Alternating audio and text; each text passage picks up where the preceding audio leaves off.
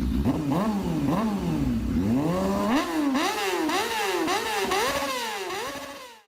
is up mga tol? Welcome to my channel. This is Karumoto Vlogs, no? So kung napanood nyo yung last vlog ko, which is yung nakasubok tayo ng NK400, no? Shoutout Sir Dylan.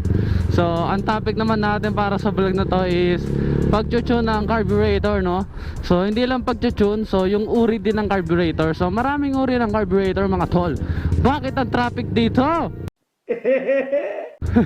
Maraming uri ng carburetor, hindi lang dalawa, hindi lang tatlo, hindi lang apat. Maraming uri. Meron pang ang carburetor na parang fuel injected na, yung pinoprogram. So ganon, marami siyang klase talaga.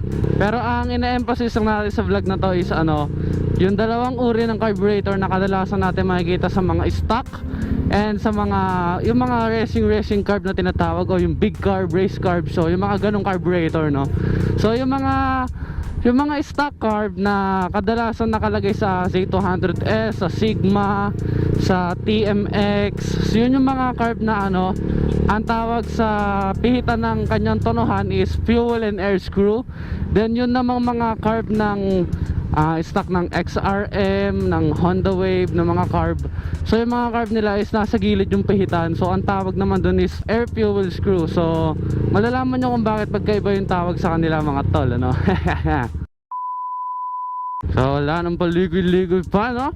Doon tayo sa mahiwagang silya. Let's go! So yun, nandito tayo ngayon, no? Meron tayong dalawang klase ng carb dito, no? Papaliwanag muna natin kung bakit sila magkaibang carb. Itong carb na to is siya, fuel air screw type, no? Pag niluwagan mo to, magdadagdag ka ng fuel. Then ito namang carb na to, yung karaniwan to tinatawag na race carb, no? Pag niluwagan mo to, magdadagdag ka ng hangin. Magkaiba rin yung pwesto ng adjustan nung nila, nung fuel and air mixture nila. So yun yung number 1 nilang pagkakaiba bukod sa size. Then makikita nyo, etong race carb wala siyang choke, etong stock carb meron siyang choke. So eto nga pala yung PC30 stock carb ng Z200S, no? Unahin natin to. Dito muna tayo maglibot-libot sa carb na to. So buksan natin yung slide niya. Makita nyo, lit yung spring niya, konti lang yung ikot, konti lang yung groove. Then yung slide niya is maliit lang din, manipis. Then yung karayom niya is medyo may katabaan dito sa bukana. Then medyo mataba pa rin banda sa dulo. Then yung pinakadulo niya is manipis na. So tips lang para hindi kayo malito sa pagsaksak ng slider, no? Kung nasan yung idle screw, doon yung malaking uka. Kung nasan yung air filter side, doon yung may uka sa ilalim. Kung nasan yung engine side, doon yung flat. So pag ganyan lang ang pasok niyan, smooth na smooth yan. Yun. So balik natin to. So paano itono ang stock carb ng Z200S, no? Paano ako nagtutono? So madali lang mga tol, paliwanag natin. Ang ginagamit kong method is yung highest RPM method. Ang daming aso dito sa amin. May mga manok pa, pagpasensya nyo na kung naririnig sa vlog, no? Maraming salamat kung nanonood ko pa rin at di ka nag-i-skip, no? So simulan natin sa close throttle. So close throttle, ang problema, ang kailangan mong itono is pilot jet. Kailangan mong adjust yung pilot jet. So ano ba ang pilot jet? Pakita ko sa inyo, buksan natin to. Mas maganda kasi pagka hindi kayo nag-skip ng video para lahat ng info ma-absorb nyo, no? Wala naman akong pinagdadamot sa mga info na yan, sinasabi ko lahat. Kasi pag nagtanong ka sa comment section at yung tanong mo is nasa video naman, parehas lang tayo uubos ng oras, no? So kaysa mag-skip ka ng video, babalikan mo pa, panoorin mo na lang ng tuloy-tuloy para tulong na rin natin sa isa't isa, no?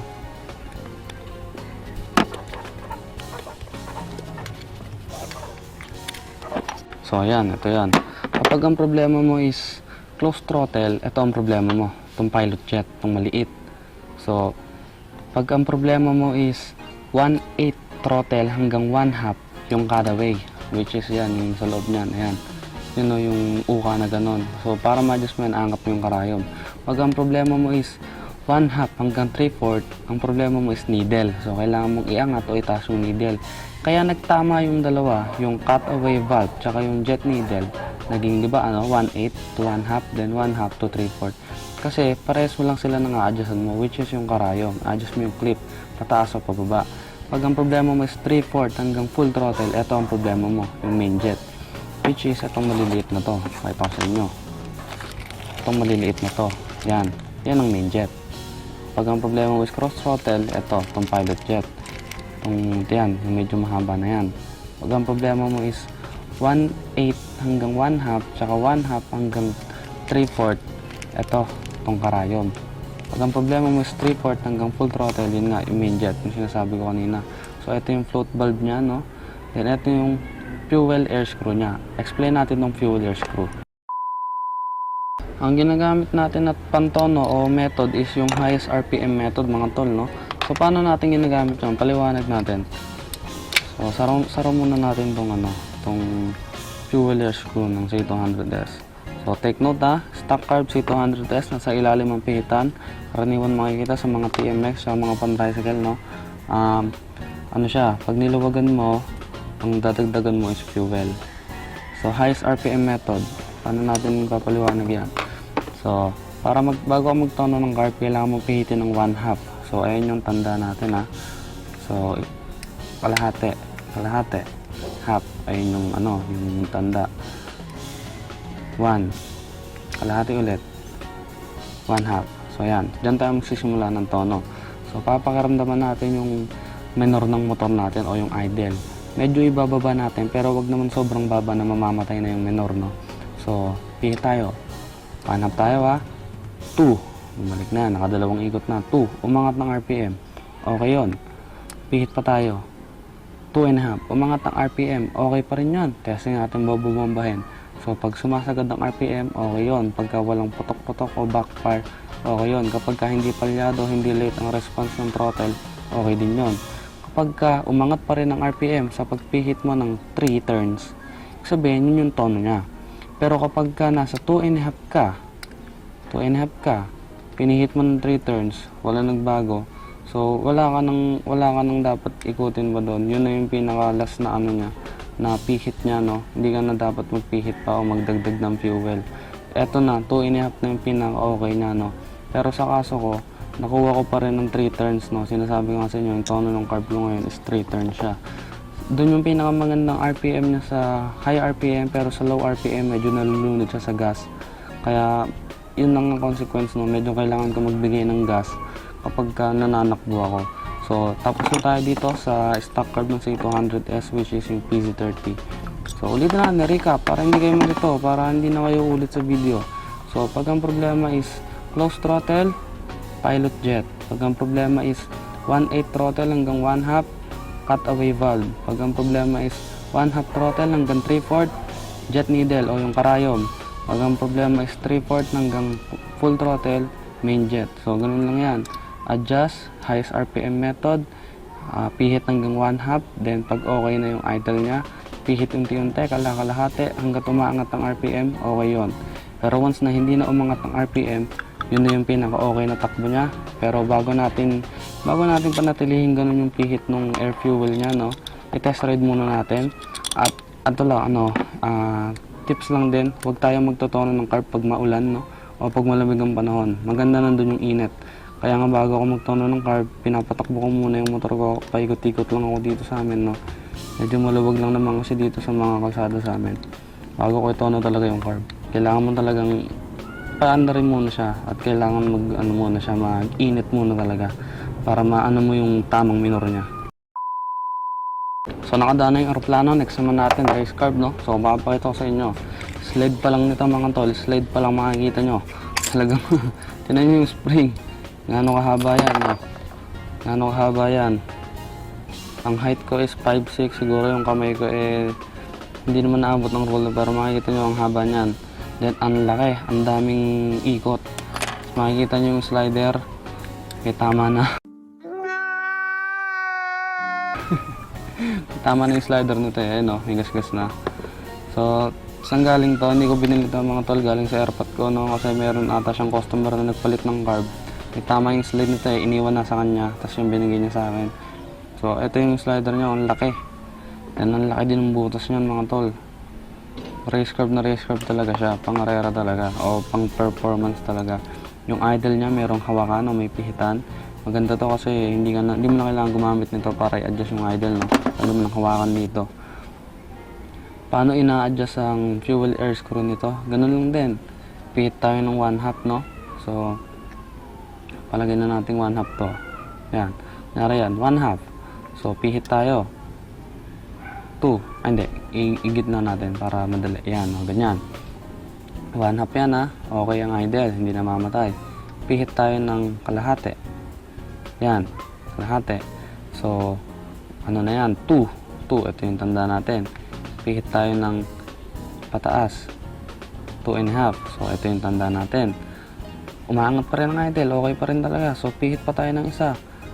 3. Ito yung tanda natin. 3. Hindi na umangat yung idle niya. Hindi na umangat yung RPM niya. So, balik tayo ngayon sa 2.5. Pag yan yung pinakamagandang idle niya, try natin ng kalahati ng throttle, then kalahati ng throttle na matagal, tapos kalahati ng throttle na matagal hanggang sagad, no? Kapag okay siya sa lahat ng part ng throttle, kapag hindi delay, kapag hindi parang nalulunod o hindi nag-weld yung RPM pag nakasagad yung throttle mo, ibig sabihin, tama yung mixture ng carb mo, no? Kasi ganito lang yan mga tol. Base sa, ewan ko na ano ko lang naman, na experience ko, kapag ka naka-open throttle ka, tapos nagba-backfire na naka-open throttle, ibig sabihin nun, yung mixture ng carb mo is rich o maraming fuel. Kailangan mo ngayon magbawas ng fuel. Kapag ka naman nag-full throttle ka, tapos nag-close ka bigla, as in bigla ang close hindi yung full throttle sa dahan-dahan na close, hindi. Full throttle, close mo bigla, nag-backfire. Ang tono naman ng carb mo doon is lean. So, marami ka namang hangin, magdadagdag ka ng fuel. So, ganun lang yung nag-work mga tol, no? Yun lang yung dalawang uri ng carb, no? Sana ay naintindihan nyo, no? Hindi ko naman pinapalalim tong topic na to kasi hindi naman talaga siya sobrang lalim. Huwag kayong matakot magtono ng carb. Huwag kayong matakot magpihit ng fuel air screw. Kayang-kaya nyo yan. Hindi kayo maliligaw dyan. Hindi naman kayo, wala namang kaso. Hindi naman kayo makukulong pag tinonon yung carb ng motor nyo. So, ganun lang naman yung mga tol. Maraming salamat kung hindi ka nag-skip, kung nasagot ko yung mga tanong mo. Maraming salamat sa'yo. So, kung meron ka talaga mga tanong na hindi ko nasagot, comment ka sa comment section below din. Titingnan natin kung kaya ko sagutin, no? Sinasagot ko naman lahat pag kaya ko sagutin eh. Pero kung yung tanong mo is nandito naman sa video, ang sasabihin ko lang sa'yo sa comment section, panoorin mo na lang sa video. Kasi mahirap talaga mag-type, no? Mahirap i-explain pag nag-type ka lang sa comment. Mas madali talaga kung makikita mo sa video. Maraming salamat kung umabot ka sa part ng video na to. So ayun nga mga tol, no? Makapansin nyo, maikli lang yung explanation na ginawa ko, no? Sa kadahilan ng hindi naman talaga siya malalim na topic o hindi dapat siya palalimin o pahirapin pa para lang masabing may alam ka, di ba? So dito sa channel natin, no, hanggat maaari yung pinaka simplest way ng pag-explain, ang i-explain natin mga tol, ano? Para sa mga riders natin dyan na naka-carburetor, no? Sana maintindihan nyo yung explanation ko kahit medyo may mga aso, may mga pusa sa background ko, no? Woo! Woo! Woo! Yun nga, no? Mapapansin nyo na yung pag-explain ko is hindi ganun kakomplikado, hindi ganun kahirap, no? So, kapag ang problema is nasa close throttle up to 1/2, up to 1/8 throttle, no? Ang itotono natin doon is pilot jet. Kapag ang problema naman is 1/2 throttle hanggang 3/4 throttle, no? Ang i-adjust is yung karayom o yung jet needle na tinatawag. At kapag ang problema naman is yung 3/4 throttle hanggang full throttle, ang i-adjust natin doon is yung main jet. Nakakatawa yung mga enforcer dito sa amin eh, oh.